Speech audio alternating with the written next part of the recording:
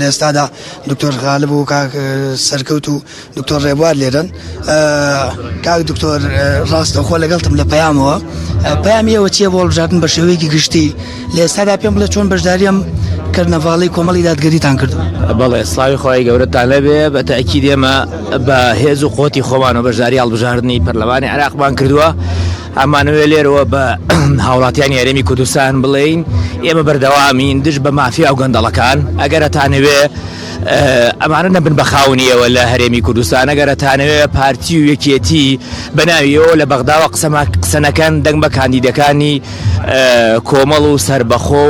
کاندیدەکانی تر بدەن بۆ ئەوەی بتوانن ببن بە خاونی ئێوە هاوپەیمانێکی گەورە دروستکەن. ئێمە توانیمان لە ماوەی 3 ساڵ وا لە پارتی و یەکێتی بکەن کە نەتوانن جارێکی تر بە ناوی کوردەوە دزی بکەن، کە جارێکی تر نەتوان بە ناوی کوردەوە کۆمپانیەکانی خۆیان دەوڵەمەندکەن. لێرەوە داواکارین خەڵکی هەرێمی کوردستان بچێتە سەر سنووقەکان و دەنگ بە کاندیدەکانمان بدات بۆ ئەوەی چیتر ئەوان بە ناوی ئەوانەوە دزینەکەن و هەوڵە دەین ئەو یەک دزیەی قوبا تاڵەبانی بنینە گۆڕ و هەوڵە دەین پارتی کە هەموو جارێک کەڵگایی خۆی بەسەر خەڵک و بەسەر هاوڵاتیان هەرێمی کوردستانە کوڕێت دەستیان ببڕین بۆ ئەوەی نەتوانن بەدڵی خۆیانە و کارانە بکەن. و لێرەوە جارێکی تر داواکارم لە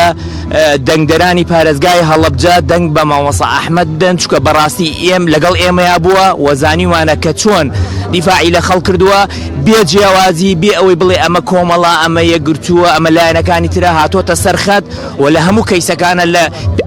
ئەگەر 2 متر لە پێشی ئێمەوە نەبووە لە پاڵمان نابووە بۆ ئەوەی شەڕ بۆ خەڵک بکات. کاک سەرکەوتەوەی کە دکتۆر غالب وتی تا چەند لە بەغدا ئەم هاوپەیمانێتیە لە داهاتووە بتەوترەکەن. بەڵێ ئێمە هەر حملەکەشمان بێکەوەکەین ئێمە ئەو هاوڕیانە کە ماوەی چەند ساڵی ڕابردوو بێکەوە کارمان کردووە شاهیدی پاکی و ئازادی و ڕازگۆیی بۆ هاوڕێکانم دەم. مامۆستا ئەحمەدی حاجی ڕەشید یەکێک لەو کاندیدانە کە ئێمە ئەمڕۆ بۆ پشتگیری ئەو لێرەین لە ئاهەنگی دەست بەکاربوونی بانگەشەکەیە. ئێمە توانین من وەکو خۆم شەخسی توانم شاهدیەک بۆ مامۆستا ئەحمەد دەم جگە لە ڕازگۆیەکەی کە هەمووان شاهدی بۆ ڕازگۆیەکەی دەن جگە لە زیرەکی و بەتوانایەکەی لە بوارەکەی خۆیان من شاهدی ئازایەتێکی بۆ دەم. ئەو هەڕەشە و تەهدیدانەی لە سەرەتای ئەم خولەی ئێستای پەرلەمانە لەسەر مامۆستا ئەحمەد بوو، ئەو تەلەفۆنانەی لە وڵاتان و سەفارەتی وڵاتانەوە بە تەهدید بۆ هات من تەئکیدم بۆ سەرکردەی و حیزب دەسەڵاتدارەکان بکەن ئەژنویانە لەرزێ، بەڵام ئەو پاشەکشەی لە موقیفەکانی خۆی نەکرد. بۆیە لە هیوادارم دەنگدەرانی ئەم بازنەیە کە مامۆستا ئەحمەدی تایە مامۆستا ئەحمەد بکەنە بە ڕێبەری خۆیان و ئەو کەسێک کە جێگەی متمانەیان بێت لەگەڵ هاوڕێکانمانە ئێمە بەردەوامین هەم بانگەشە بەیەکەوەکەین و هەم لە پەرلەمانی عێراق هاوپەیمانێتێکی بەهێز دروستەکەینەوە کە ڕێگە لە قۆڕەخکاری نوێنەرایەتیکردنی کورد لە بەغدا بگرین لەلایەن هێزەکانی دەسەڵاتەوە. و من دڵنیام لە سەرکەوتنی هاوڕێکانمان لەوانە مامۆستا ئەحمەد و کاکسۆران و برادرایین تر ئینشاءالله ئێمە لە دوای دەیدە لە بەغدا ئەمان بینەوە کە وەکو یەک تیم بۆ دەنگدەرانی ناوچەکانی خۆمان پارێزگاکانی خۆمان لە جاران زیاتر مکوڕترە بین و کارەکەین. زۆر سپاس بێوەش. تۆش قسەیەکم بۆ بکەی عەزیز نەبێت تا چەند کارەکەن بۆ ئەوەی کە بۆ نمونە لە بەغداد دژی ئەو ستەم و گەندەڵیانە بن کە بۆ نمونە وەگەوترێ جووت حیزبی دەسەڵات لەوێ ئەیکەن. ئەمە تا چەند پێویستی باوپەیمانێتێکی بەقووەتە کەسانی دڵسۆز و ئازا و بوێر هەڵبژێردێت بۆ ئەوێ. دەستان خۆش بێ لە ڕاستیە ئێمە باوەڕمان وایە کە ئەبێ هەمومان شەڕی مافەتە سوورەکانی هەرێمی کوردستان بکەین، بەڵام بۆ خەڵک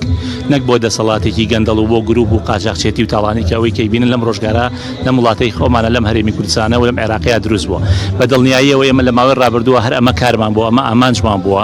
هەنگاوەکانمان بەو شێوازە بووە. ئەم ڕۆژکە لێرەین بۆ پشگیری کە پیاوێکی ڕازگۆی ئازای پاک لێرەین کە خۆی و لایەنەکەی لە ماوەی ڕابردووە سەلماندیان کە لە بەرەی خەڵکن، سەلماندیان کە ئەتوانن بە هەموو پێوەرێک دیفاع لە دەنگی ڕاستەقینەی خەڵک بکەن. بۆیە داواکەم لە خەڵکی سنووری ئەم بازنەیە کە بەبێ دوودڵی بەبێ بیرکردنەوە لە هیچ بە هەموو جیاوازیەکانیانەوە بەبێ بیرکردنەوە لە هەر هۆکارێک بڕۆنە سەر سندوقەکانی دەنگدان، چونکە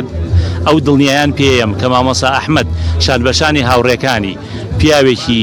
گەورە ڕازگۆ ئازا پاک و داکۆکیکار بووە و هەر ئەبێ لە مافی میلەتیش. بۆیە داواکەم بە هەمومان پشگیری بکەین و ئێمە بە دڵنیاییەوە لە قۆناغی داهاتوە کاری پێکەوەی ئامانجی گەورەمانە پێکەوە لە پێناو میلەت، نەک پێکەوە لە پێناوی گیرفانی ئەو تاڵانکردنی ئەم وڵات.